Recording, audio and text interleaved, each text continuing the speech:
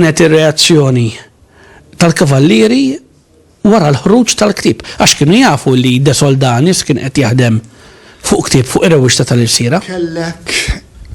Kellek reazzjoni qawwija ħafna fil-fatt. L-ordni kellu kontroll ikbar fejn jidħol il-pubblikazzjonijiet. Kif għad diġà Stamperija Malta ma kellekx, biss l-ordni anke lill-membri tiegħu stess kien jorbothom b'kundizzjonijiet stretti ħafna meta dawna jiktbu xi ħaġa dwar l-istituzzjoni tagħhom, dwar l-Ordni ta' San Ġwan.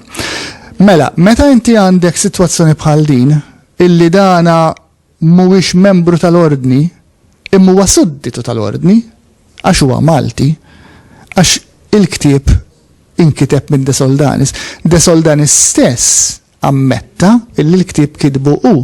De Soldanis jiġħad illi dak il-kapitlu kiteb hu. Jiġifieri illi hu kien l-awtur tal-ktieb De Soldanis stess dina jgħidha. Kif jasal l-ktieb Malta? Stampat Napli, waslu l-kopji Malta, qed jaraw l-ewwel kapitlu u allura għandek furur.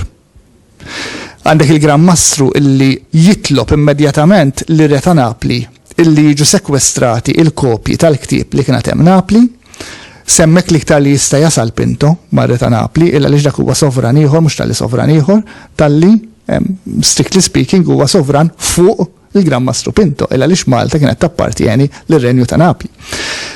Fil-każ ta' Malta, storja oħra, fil-każ ta' Malta, Pinto huwa il-mexxej assolut, huwa s-sultan ta' Malta, tal-Maltin, u allura il-kopji li kellek Malta dawka kellhom jinġabru, kellhom ikunu sekwestrati.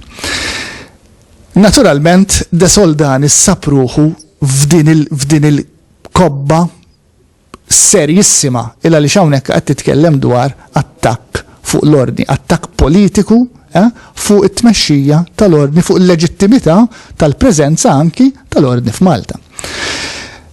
De Soldanis ċaħat illi huwa kien l-awtur wara dak il-kapitlu. L-ordni ma kienx konvint, Pinto b'mod partikolari ma kienx konvint xejn.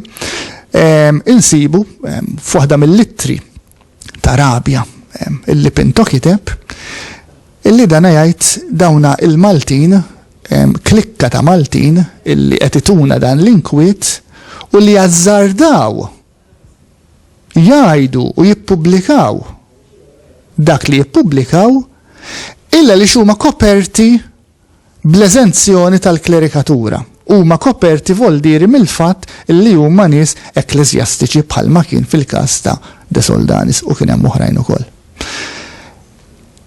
Kien dak li salvaħ lil De Soldanis minn konsegwenzi ħafna iktar serji. L-istorja żviluppat billi Pinto ħalkas Ruma quddiem il-Papa, Ruma batu għal De Soldanis u De Soldanis għamel xhur twal eżiljat minn Malta. Ġifieri De Soldanis għamel xhur twal jgħix Ruma minħabba il-kwistjoni. Il-biċċa xogħol tal-awtur min kien minn ma kienx, Michele Acciardo huwa persuna storika, Michele Acciardo huwa persuna li jeżista. Sewwa. De Soldanis żgur illi b'xi mod kien imdaħħal fil-ktieb, De Soldanis stess jgħid li huwa l-awtur tal-ktieb. Kemm huwa kredibbli De Soldanis illi ma kitibx dik il-biċċa hija daqsxejn dibattibbli. U żewġ kopji? Fil-fatt biex inkomplu nżidu il-misteru ta' dan il-ktieb jiena għadt jiġifieri l-kopji kellhom jinġabru ta' dan il-ktieb. Nafu żgur b'żewġ edizzjonijiet differenti illi ħarġu qrib xulxin.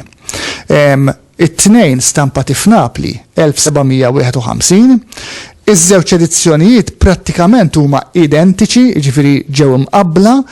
L-unika differenza li hemm illi fuħet minnhom fuq il-qoxra tal-ktieb għandek l-isem sħiħ da Michele Acciardo. U anke l-introduzzjoni iġġib l-isem Michele Acciardo. Fl-edizzjoni l-oħra ukoll Napli 1750 hemm biss l-inizjali MA kemm fuq il-qoxra kif ukoll fl-introduzzjoni. Ġifieri dina fatt oħra li tkompli tħawwat dan il-misteru. Hemm ħafna dokumentazzjoni, ġifieri hemm wieħed x'jaħdem fuq dal-każ. Huwa każ importanti kif qed ngħid għaliex huwa wieħed mill-ftit każi fejn għandek attakk min-naħa Maltija fuq l-ordni, fuq il-preżenza u fuq il-mod ta' tmexxija tal-ordni f'Malta. Kienu nies bħal De Soldanis, kienu nies bħal Vittorio Grixti, illi kienu Maltin fis-seklu 18 meta kellek l-ordni qed imexxi bl-iktar mod assolut. Maħniex ngħidu li l-ordni ma mill-ġdid, Alla ħares ma kienx l-ordni għal Malta. Imma għandek vuċi kritika. Imma kellek sitwazzjoni fejn il-Malti ma kellu l-ebda tarka, ġifieri kellek tmexxija l-iktar mod assolutista tal-ansjan reġim tas-seklu 18 illi forsi ftit pajjiżi oħra kellek.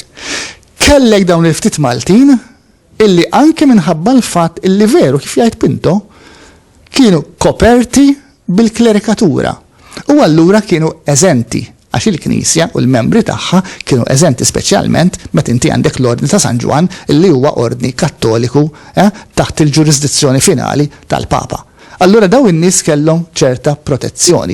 Li ma kienux għal daw in-nies kieku l-vuċi tal-Maltin kienet assolutament ma tista' tasal bl-ebda mod. Jiġifieri hawnhekk għandna il-De Soldanis li ta' kontribut trement fejn jidħol il-Malti. Għandna l-De Soldanis fejn ta' kontribut trement fit-twaqqif tal-Biblioteka Nazzjonali tagħna, għandna l-De Soldanis illi ta' kontribut importantissimu, kruċjali fi żmienu fejn jidħol l-element ta' patriottiżmu, fejn jidħol l-element illi jisma' l-Malti għandu leħen, il-Malti għandu jkollu dritt idea għax anke din jidħol fiha fil-kapitlu. Isma' il-Maltin, issa apparti li ħadu għal-kavallieri fl-1530, apparti d-devalwazzjoni, apparti da kollu, De Soldanis qed jgħidlek isma' għandna jkollna sistema ta' gvern fejn il-Maltin b'xi mod jingħataw leħen. Dan qed nitkellmu 1751, mhux ta' bxejn illi Pinto dik ir-reazzjoni li kellu fil-fatt.